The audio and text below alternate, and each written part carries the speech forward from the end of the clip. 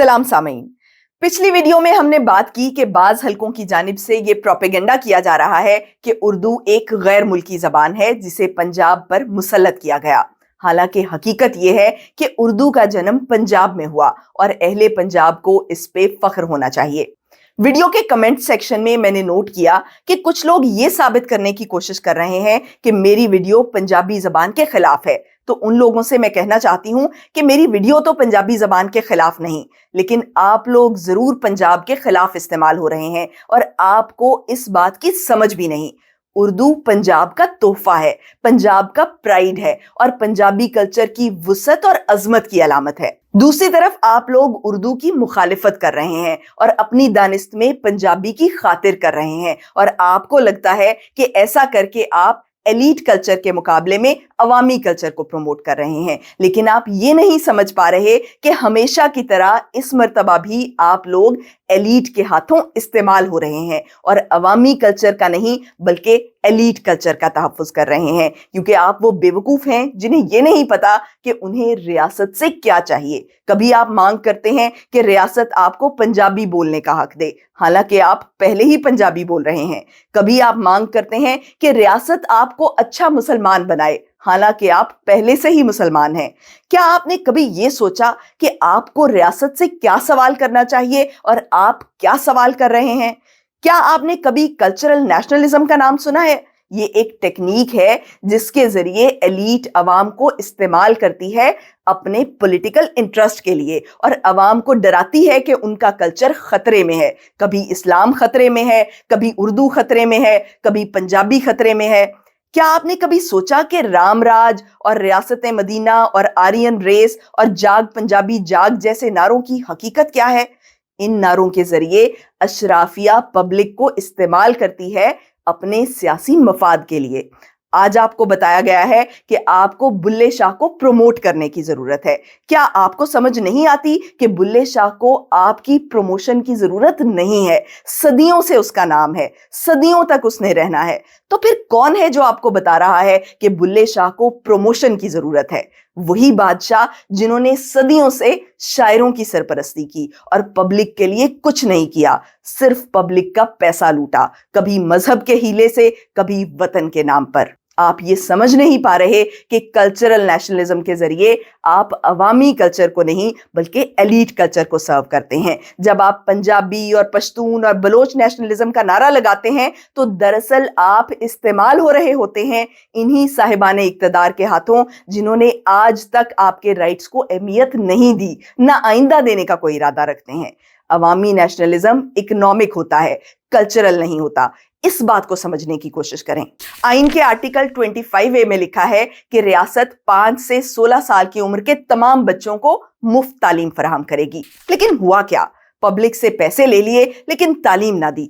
सोचें तो सही कि 50 साल से आर्टिकल 25A की खिलाफ वर्जी हो रही है। कभी किसी ने पार्लियामेंट में कहा कि यहां आर्टिकल 6 लगता है।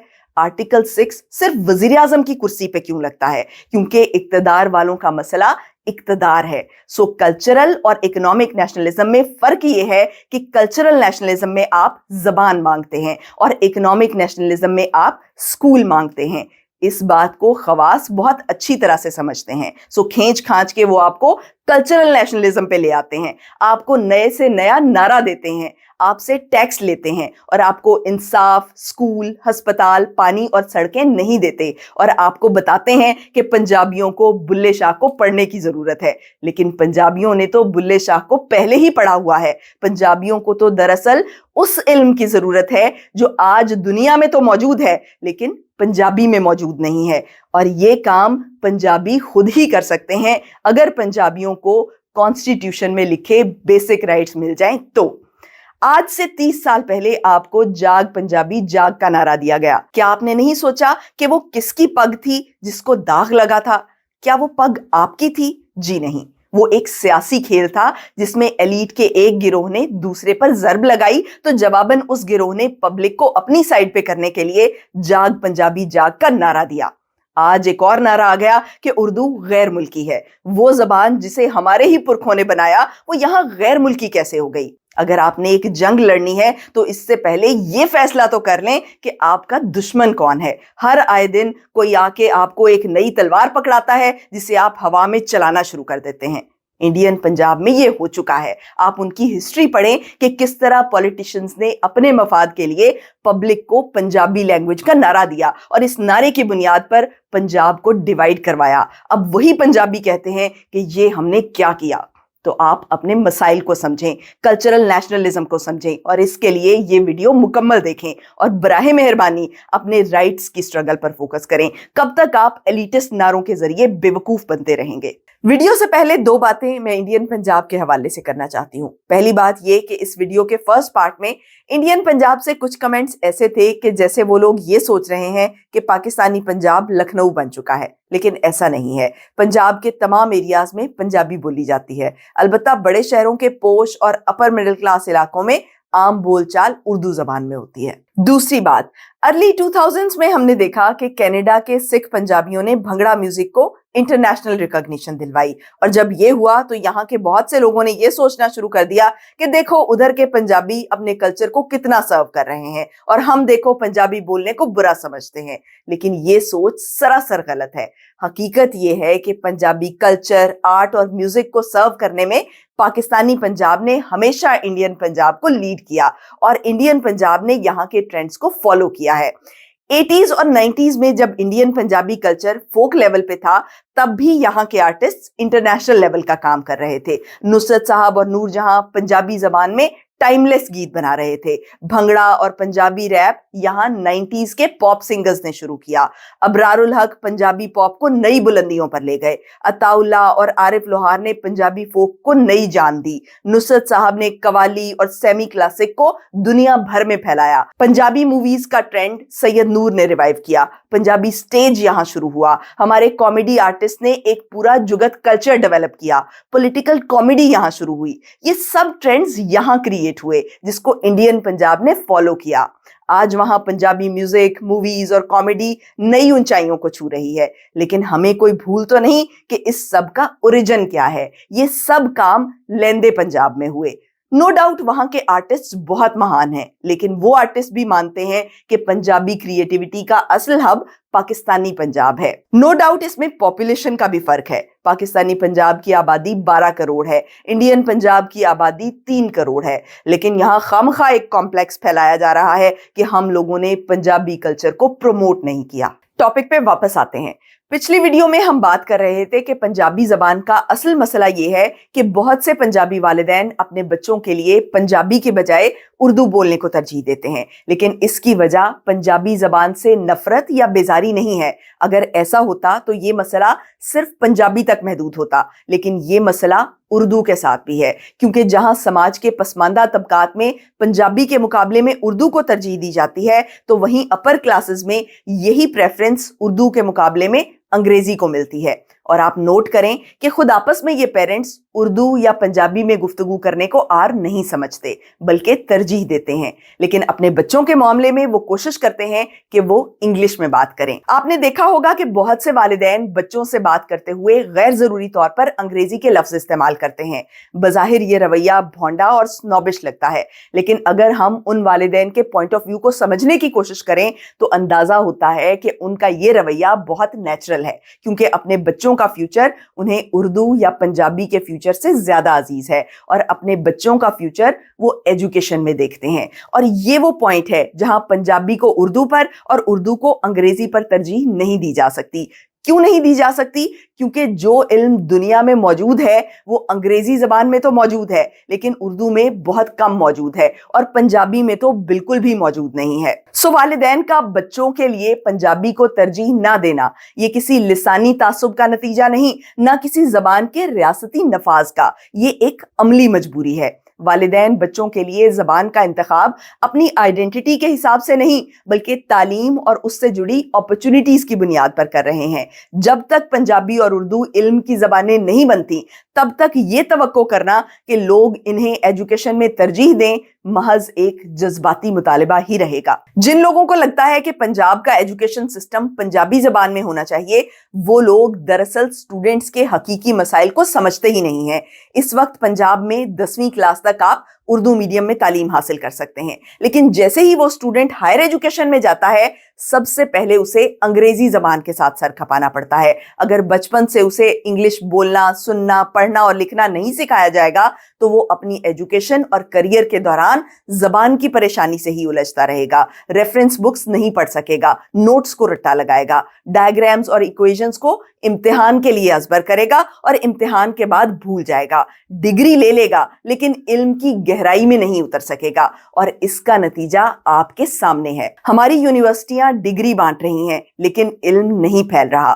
اب آپ پوچھیں گے کہ گورنمنٹ ہائر ایجوکیشن اردو میں کیوں نہیں لے آتی؟ تو اس کا جواب ہے کہ کتابیں نہیں ہیں۔ ہائر ایجوکیشن کا کوئی بھی سبجیکٹ لے لیں، medical, engineering, physics, chemistry, bio, computer, economics, law, فلسفی، کوئی بھی سبجیکٹ لیں، ان سبجیکٹس کی سینکڑوں ہزاروں انگریزی کتابیں ڈپارٹمنٹ کی لائبریری میں موجود ہوتی ہیں، لیکن اردو میں کتابیں نہ ہونے کے برابر ہیں، اور پنجابی میں تو ایک بھی کتاب نہیں۔ نہ ٹیکسٹ بکس ہیں، نہ ریفرنس بکس ہیں، نہ ڈکشنریز ہیں۔ کتابیں لکھنا گورنمنٹ کا کام نہیں ہے، یہ کام اہل زبان کرتے ہیں، یہ سوسائٹی کا کام ہے۔ سوسائٹی اپنا فرض نہ نبھائے اور گورنمنٹ مثال کے طور پر میڈیکل کی تعلیم اردو میں کر دے تو چند سال میں صحت کے شعبے میں جو تباہی پھیلے گی اس کا اندازہ کرنا مشکل نہیں۔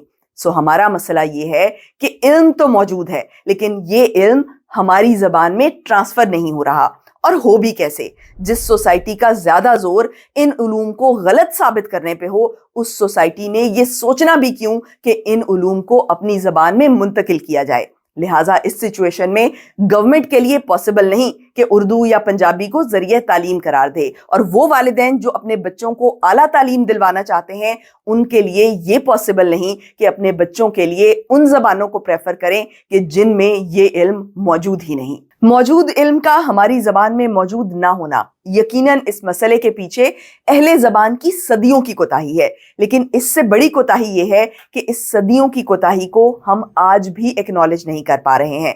اپنی اسکرین پہ آپ پنجابی زبان کی 2 کتابیں دیکھ رہے ہیں، بلے شاہ مکمل کافیاں اور ابیات باہو۔ یہ کتابیں ارلی 90s میں شائع ہوئیں اور ان کتابوں کے پیچھے بہت ریسرچ کی گئی۔ یہ وہ زمانہ تھا جب پنجاب میں جاگ پنجابی جاگ کا نعرہ گونج رہا تھا، تب لاہور کی سید فیملی نے یہ کتابیں شائع کروائیں۔ آج اس بات کو 30 سال گزر چکے اور آج بھی پنجابی قوم پرستوں کے نزدیک پنجابی کی خدمت کا مطلب یہ ہے کہ بلے شاہ، وارث اور شاہ حسین کی کتابیں سج دھج کے ساتھ شائع کروا دیں۔ نکلیں ان باتوں سے۔ اردو اور پنجابی کا اصل مسئلہ شاعری، لٹریچر یا بول چال نہیں بلکہ جدید علم ہے۔ یہ وہ نقطہ ہے جسے سمجھنا بہت ضروری ہے۔ اسلامی دنیا کے اولین فلسفی الکندی نے دانشوری کی ایک ڈیفینیشن دی ہے۔ کہتے ہیں کہ دانشور وہ ہے جو علم کی کھوج کرے اور اس علم کو اپنے لوگوں تک ان کی رائج زبان میں پہنچا دے، یعنی دانشور علم اور عوام کے درمیان لفظوں کا پل بناتا ہے۔ اگر ہم اس معیار پر اپنے معاشرے کو پرکھیں تو ایک تلخ حقیقت سامنے آتی ہے۔ جدید علوم کے میدان میں گزشتہ کئی صدیوں سے اردو اور پنجابی دونوں زبانوں میں ہم ایک بھی حقیقی دانشور پیدا نہیں کر سکے۔ وہ لوگ جنہیں زبان و بیان پر قدرت حاصل ہے انہوں نے اپنی تخلیقی کاوشوں کو ادب، شاعری اور مذہب تک محدود کر رکھا ہے، حالانکہ دنیا علوم سے بھری پڑی ہے۔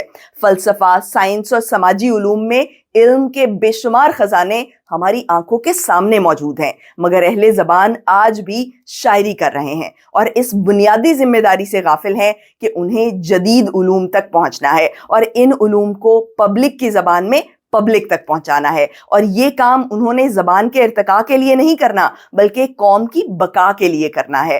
زبان کی خدمت اس کام کے ذریعے خود بخود ہو جائے گی۔ اب یہاں ایک بنیادی سوال پیدا ہوتا ہے۔ آج ہمیں آزادی حاصل کیے 80 برس ہونے کو آئے، ہم اپنی زبانوں سے محبت بھی رکھتے ہیں اور ان کی خدمت کا جذبہ بھی رکھتے ہیں، تو پھر ہماری سوسائٹی میں ایسی کون سی رکاوٹ ہے جو ہمیں علم کے ذخیرے کو اپنی زبانوں میں منتقل کرنے سے روکے ہوئے ہے؟ تو اس کا اصل جواب ہے ہمارا ایلیٹ کلچر۔ ایلیٹ کلچر دراصل بادشاہوں کی مجبوری تھی۔ عوام کے دلوں میں اپنی جگہ بنانے کے لیے یہ ضروری تھا کہ حکمران یہ ثابت کریں کہ ان کا رہن سہن، گھر، لباس اور زبان عام لوگوں سے الگ اور اعلیٰ ہے، تاکہ لوگ انہیں ڈاکو یا لٹیرا نہ سمجھیں بلکہ یہ سمجھیں کہ ہمارے حکمران ہم پر اس لیے حاکم ہیں کیونکہ وہ ہم سے بہتر ہیں۔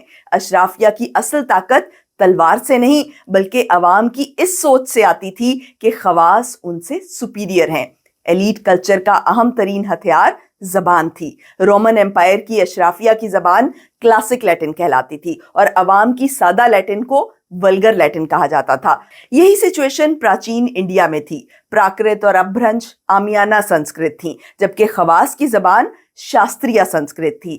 یہی درجہ مغل انڈیا میں فارسی اور برٹش انڈیا میں انگریزی کو حاصل رہا۔ لیکن پھر یورپ میں حالات بدلے، پرنٹنگ پریس آیا، بینکنگ سسٹم آیا، انڈسٹریل ریولوشن آیا، کاریگر انڈسٹریلسٹ بن گئے، مڈل کلاس ڈیولپ ہوئی، علم عوامی زبان میں منتقل ہوا، عوام باشعور ہوئے، عوامی کلچر مضبوط ہوا اور ایلیٹ کلچر کے برابر آ کھڑا ہوا۔ باشعور عوام نے چرچ اور اشرافیہ کے معاشی استحصال کے خلاف مزاحمت شروع کر دی اور بالآخر نیشنلزم کی لہر کے آگے برطانیہ، امریکہ اور فرانس کے شاہان گھٹنے ٹیکنے پر مجبور ہو گئے۔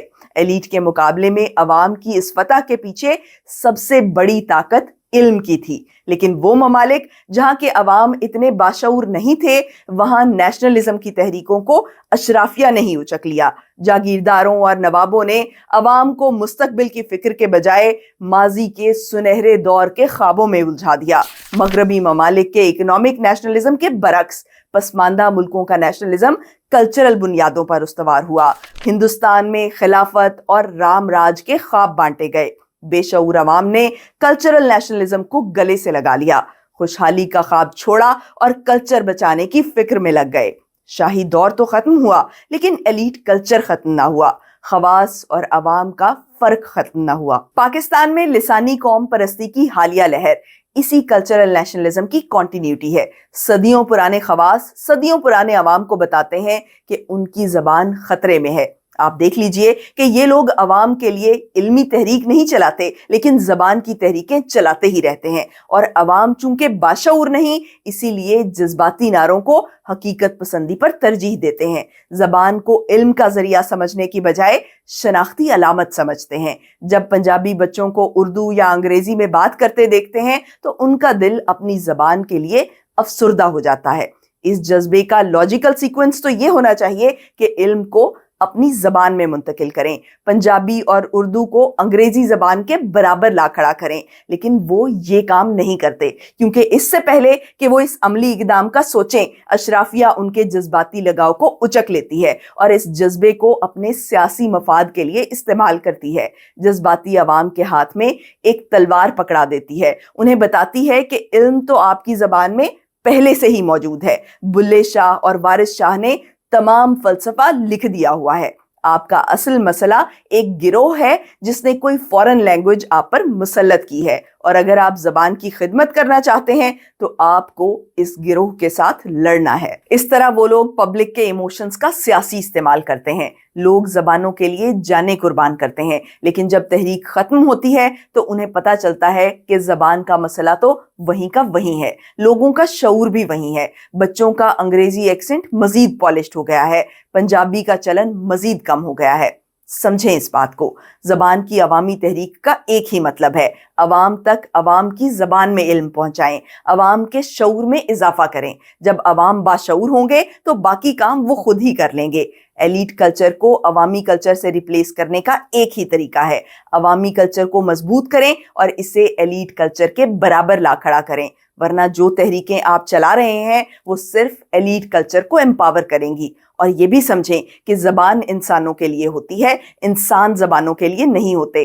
خدمت قوم کی ہوتی ہے، کلچر یا زبان کی نہیں۔ جب آپ قوم کے علمی مسائل کو سمجھیں گے اور ان کو حل کریں گے تبھی آپ کلچر اور زبان کی خدمت کریں گے۔ اگر آپ قوم کے علمی مسائل کو حل نہیں کر رہے اور صرف زبان کے حق میں نعرے لگا رہے ہیں تو جان لیں کہ آپ ایلیٹ کے ہاتھوں استعمال ہو رہے ہیں۔ ایلیٹ کلچر صرف ایلیٹ کا کلچر نہیں ہوتا بلکہ پوری سوسائٹی کا کلچر ہوتا ہے۔ لوگ سمجھتے ہیں کہ ایلیٹ کلچر سے مراد لگژری، شان و شوکت، پروٹوکولز، VIP موومنٹ اور مسلح گارڈز وغیرہ ہیں، لیکن ایسا نہیں ہے۔ ایلیٹ ویلیوز کا اصل پالن عوام کی طرف سے ہوتا ہے۔ مثال کے طور پر اپنی ذات میں شادی کرنا اور اولاد کا نجیب الطرفین ہونا ایلیٹ کلچر کی روایت ہے جو ایلیٹ میں ختم ہو گئی لیکن عوام میں باقی ہے۔ اسی طرح نمک حرامی کا کانسیپٹ، باپ کی اطاعت، सरदार के साथ वफादारी, बॉस की खुशामद, भिखारियों को भीख देना, महफिलों में पैसे लुटाना, दुश्मनदारी निभाना, उलमा जैसी खिलते फाखिरा पहनना, खवातीन का बाइक पे साइड पोज में बैठना, ये सब भी एलीट कल्चर की वैल्यूज हैं। इसी तरह की बहुत सी एलीट अकदार जबान के मामले में भी हमारी सोसाइटी में राइज हैं। उर्दू तराजिम में जानबूझकर सकील और भारी भरकम अल्फाज इस्तेमाल किए जाते हैं। लफ्जों के ज़ाहिरी हुस्न को मतलब की वजाहत पर तरजीह दी जाती है। ज़बान को इल्म पर फौकियत दी जाती है। अक्ली उलूम की बजाय शायरी और अदब की किताबें छापी जाती हैं।